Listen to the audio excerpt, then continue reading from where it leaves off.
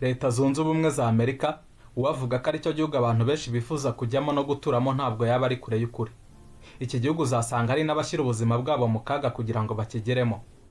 Kuko hari abiyita impunzi, hari abavuga ko bahigwa na leta zabo, abahimba ko hari abariyo bafitanye amasano nabo n'ibindi. Ibi ntibihagije, ahubwo hari n'abishora bakanyura inzira za panya nk'uburyo bwo kuvuga ngo napfa nakira simbizi. Gusa hari n'abajya mu buryo bwemewe n'amategeko, aho umuntu anyura mu nzira bisaba hanyuma agahabwa ibyangombwa akajya muri Leta Zunze Ubumwe za Amerika. Ariko hari kera, ubu amazi ntakiri yayandi. Ubu kujya gutura muri Leta Zunze Ubumwe za Amerika ku baturage baturuka mu bihugu bimwe na bimwe bizajya bigerwaho n'umugabo bisiba undi. Ahubwo rwose mu gihe nta kirahinduka, uburyo bwiza bwo kubisobanura bwaba kuvuga ngo ntibizajya bishoboka. Uti byifashe bite rero? Ubutegetsi bwa Donald Trump bwafashe umwanzuro wo guhagarika by'agateganyo gutanga viza z'abimukira. Ni ukuvuga abantu bashaka gutura muri Amerika mu gihe kirekire baturutse mu bihugu 75 birimo n'u Rwanda. Ku mpera z'iki kiganiro turaza kureba ibyo bihugu byose uko ari 75. Ibi bivuze ko abaturage bo muri ibyo bihugu bazashaka kujya muri Amerika bya burundu ku mpamvu zirimo akazi, basanze imiryango cyangwa se bahisemo guturayo. Ubusabe bwabo kuva kwa 21 Mutarama 2026 buzaba butari gusuzumwa. Amerika ivuga ko impamvu ari uko benshi mu basaba izi viza baturutse muri ibi bihugu baba bateze amaboko kuri Amerika mu mibereho yabo, cyangwa se biringiye ubundi bufasha ku bantu basanze muri Amerika iyo bahageze. Kubera iyi mpamvu, ishami rishinzwe ububanyi n'amahanga rya Amerika ryavuze ko izi viza zigiye kuba zihagaritswe gutangwa, hakagenzurwa niba abo bantu bafite ubushobozi bwo kuba bakwitunga mu gihe bageze muri Amerika. Niba ari ubwa mbere unyumvise, kora subscribe, ufungure n'inzogera cyangwa se notification bell kugira ngo utazongera gucikwa. Mbere ya byose, dore imiterere ya viza zitangwa na Amerika. Amerika itanga viza ziri mu byiciro 5. Ibyo birimo iz'igihe gito ku mpamvu z'ubukerarugendo n'akazi nko kwitabira inama cyangwa se ibindi bikorwa by'ubucuruzi. Izo ziri mu cyiciro cya viza zitwa B1 na B2. Hari kandi viza zo kwiga nazo ziri mu byiciro 2, nk'imwe ihabwa abantu bagiye kwiga amasomo ya kaminuza n'abandi bagiye mu bikorwa birimo amahugurwa. Izo nizo zitwa F1 na M1. Hari izindi viza zishingiye ku kazi. Ziba mu byiciro binyuranye, harimo nk'icyiciro cy'abantu bafite ubumenyi buhambaye mu byiciro runaka, nk'abahanga mu ikoranabuhanga, engineering, abaganga n'abandi. Abo bahabwa viza yitwa H1B. Hari kandi abantu bagiye gukora mu bijyanye n'ubuhinzi bahabwa viza iri mu cyiciro cya H2A, cyo kimwe n'abandi bagiye mu bikorwa by'ubuhinzi ariko bitagereranywa nk'iby'umwuga bahabwa iyo mu cyiciro cya H2B. Ikindi cyiciro kiri muri viza z'abakozi n'iz'abantu boherezwa n'ibigo kujya gukorera muri Amerika, nk'abahanga mu byiciro runaka cyangwa se abayobozi runaka. Abo bahabwa viza yitwa L1. Hari abandi bantu bajya muri Amerika by'akazi ariko bishingiye ku mpano zabo. Urugero nk'abakinnyi cyangwa se abandi banyabugeni baba bagiye gukorera muri Amerika bahabwa viza yitwa O1. Hari ikindi cyiciro cy'abantu bahabwa viza zishingiye kuri porogaramu zo guhana ubumenyi. Urugero ni nk'abanyeshuri bagiye kwimenyereza umwuga, abashakashatsi, abarimu n'abandi. Abo bahabwa viza zo mu cyiciro cya J1, cyo kimwe n'abandi bajya muri Amerika mu bikorwa bishingiye ku muco bahabwa iyitwa Q1. Ibyo byiciro byose tuvuze hejuru nizo viza zikunda gutangwa. Ziyongeraho izindi zihabwa abantu bajya muri Amerika nk'abapilote cyangwa se abakozi bo mu ndege baba batari buhatinde. Abo bahabwa viza yitwa D. Naho abantu banyura muri Amerika bakomereje mu bindi bihugu babahabwa iyitwa C. Izindi ni izihabwa abadiplomate bahabwa viza zo mu cyiciro cya A, n'abakozi b'imiryango mpuzamahanga nka Banki y'Isi na Loni bahabwa iyo mu cyiciro cya G. Izindi viza zose zisigaye ziri mu cyiciro cy'izo Trump yahagaritse. Izo ni iz'abantu bashaka kujya gutura muri Amerika by'igihe kirekire. Izo nizo zitwa iz'abimukira. Nazo ziri mu byiciro. Viza zihabwa abantu bagiye muri Amerika ku mpamvu z'umuryango, ni ukuvuga bashakanye, abana, ababyeyi cyangwa se abafitanye amasano n'abaturage ba Amerika bashaka kujya gutura muri Amerika by'igihe kirekire. Izo ziyongeraho izindi zamenyekanye nka Green Card. Hari izindi viza zitangwa mu buryo bwihariye ku mpamvu z'ubutabazi. Zo zitangwa gake, zigahabwa nk'abantu Amerika ikuye mu bihugu byabo ku mpamvu z'umutekano, ubuhunzi n'izindi. Viza zitari iz'abimukira zishyurwa $185. Ese iki cyemezo kivuze iki kuri twe Abanyarwanda? Icyemezo cya Trump kigamije gukumira abantu bajya muri Amerika bagiye kwibera umutwaro. Ntabwo kigamije gukumira wowe na mugenzi wawe mwari mufite gahunda yo kujyayo kwishimisha, gusura inshuti cyangwa se kureba imikino y'igikombe cy'isi mwarangiza mugataha. Ntabwo umunyeshuri azagirwaho ingaruka n'iyi gahunda nshya kuko abategetswe ko narangiza kwiga azasubira mu gihugu cye. Ntabwo kireba abantu bajya gusaba viza bagahabwa iz'amezi 3, imyaka 5 cyangwa 10 kuko zo ubutegetswe gutaha bitarenze amezi 6. Ahubwo kireba umuntu ushaka kuba muri Amerika by'igihe kirenze icyo.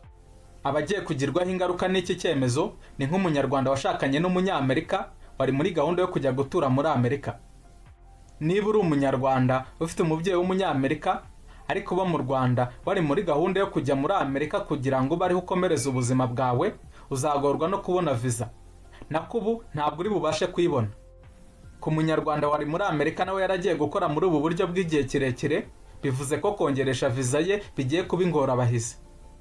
Niba uri umunyarwanda washakaga kujya muri Amerika ukoresheje viza yitwa Diversity Visa cyangwa se Green Card, byo ntibigishoboka kuko yahagaritswe burundu.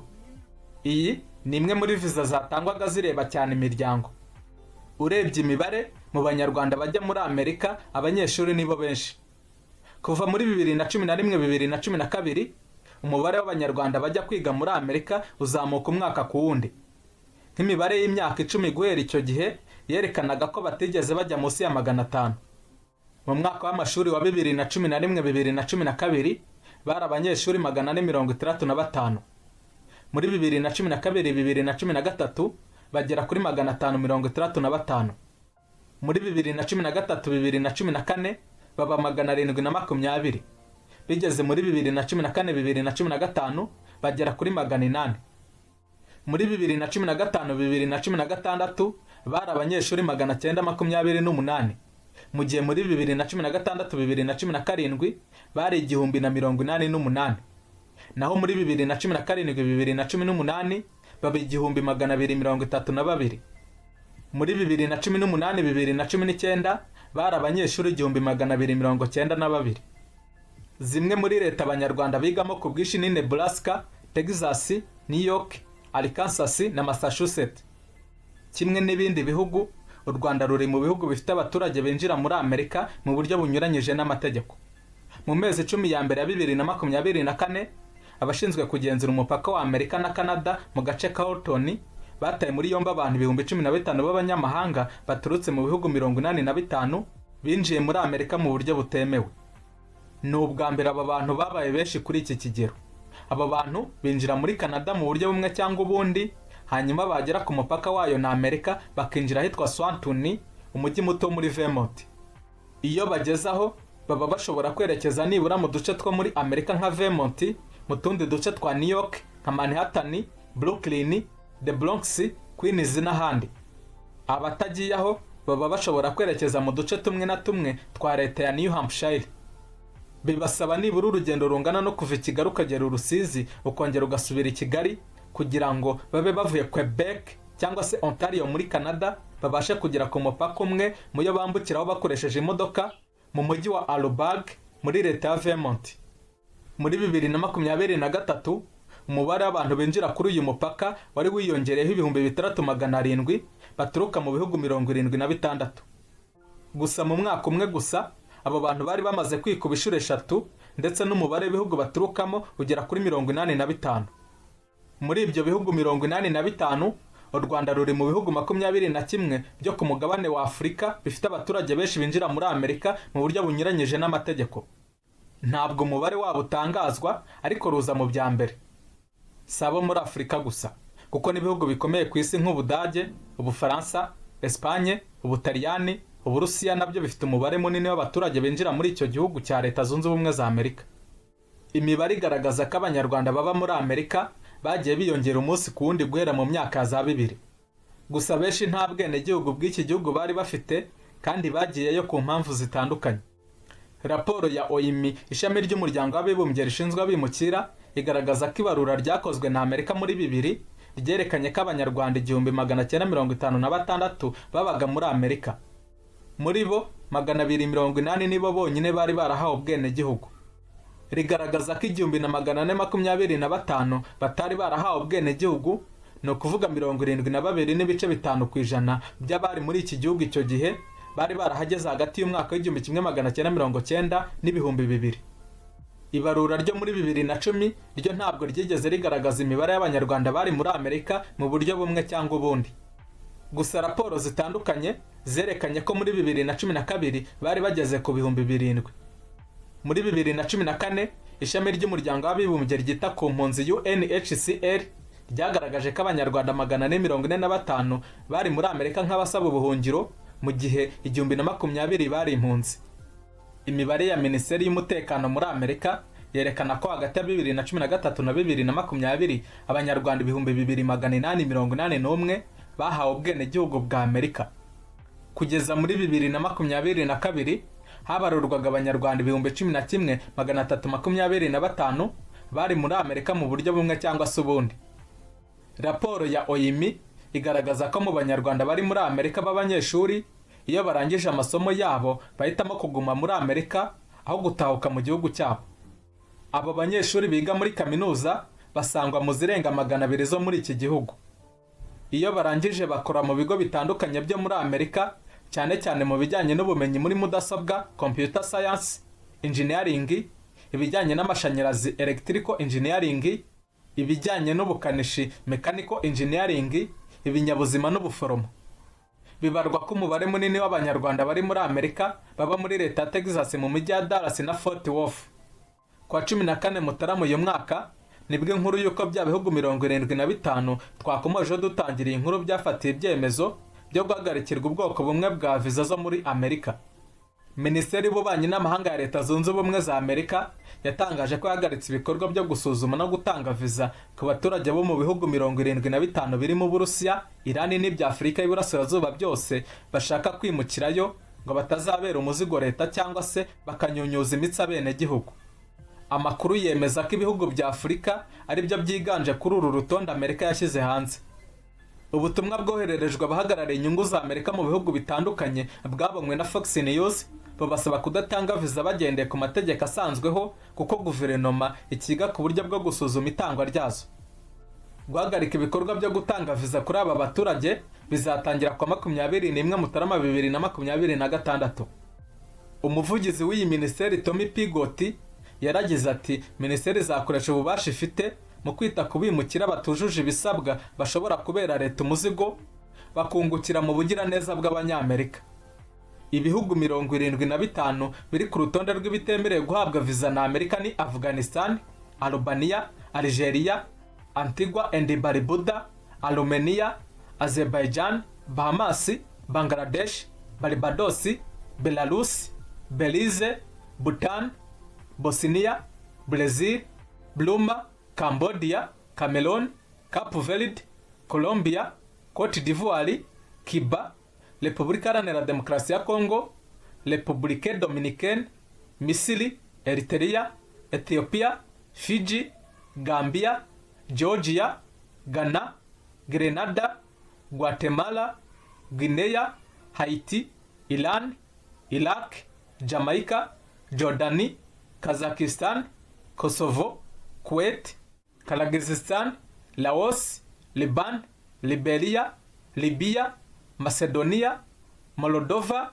Mongolia, Montenegro, Maroc, Nepal, Nicaragua, Nigeria, Pakistan, Repubulika ya Congo, Uburusiya, u Rwanda, St. Kitts and Nevis, St. Lucia, St. Vincent and Grenadines, Senegal, Sierra Leone, Somalia, Sudani y'Epfo, Sudani, Syria, Tanzania, Thailand, Togo, Tunisia, Uganda, Uruguay, Uzbekistan na Yemen. Reka nsoze ngusaba kuduha ibitekerezo muri comment section. Ntiwibagirwe gukora share ngo usangize abandi iyi nkuru no gukanda like. Subscribe yo nizere ko amaze kuyikora niba ari utarayikora. Niba ukizinduka ukajya ku kazi kawe ukicara ugategereza abo bakiriya 20 cyangwa 30 ku munsi, menya neza ko nta kazi urimo. Hari uburyo nzi bwizewe abenshi bari kuyoboka. Ninkubwira ibizwi nka GBM cyangwa Global Buyer Magnet untega amatwi neza nkwibira ibanga. Ubu ni uburyo bwihariye tukubakiramo website igahindura agakino muri business yawe game changer. Aka kantu usura kumvise neza? Ibi ntabwo ari amakabya nkuru, ahubwo ni ubuhanga bw'inzobere mu gucengera ibijyanye n'iyubakwa ry'imbuga nkoranyambaga zicururizwaho hifashishijwe ubumenyi mu byitwa social dynamic algorithm, aho umugurisha amurikira abatuye isi ibicuruzwa bye mu kanya nk'ako guhumbya abakiriya bakisuka. Ibi bizagufasha kugeza ibicuruzwa byawe ku bantu barenga miliyaridi 7 zituye umubumbe, byose ubikoreye kuri smartphone yawe cyangwa se mudasobwa. Ubucuruzi bwose waba ukora, ubu buryo burakora ndakurahiye. Abakiriya baturutse imihanda yose baguteza imbere bakora order ku bicuruzwa byawe, maze nawe ukabakorera delivery yaba bari mu Rwanda ndetse no hanze yarwo. Aya makuru inkwakuzizo zayamenye kera, ibinyabiziga byabo bikora delivery amasaha 24 kuri 24, iminsi 7 kuri 7. Ndizera ko ujya ubibona bicicikana bikagucanga, ariko ibanga nta rindi. Nge rwose ibi bintu nzi abantu babizi neza kandi babasha kubigukorera aho waba uri hose, haba mu Rwanda cyangwa se mu mahanga. Bahamagare cyangwa ubandikire kuri nimero ziri muri screen, ibindi uzanshimira nyuma.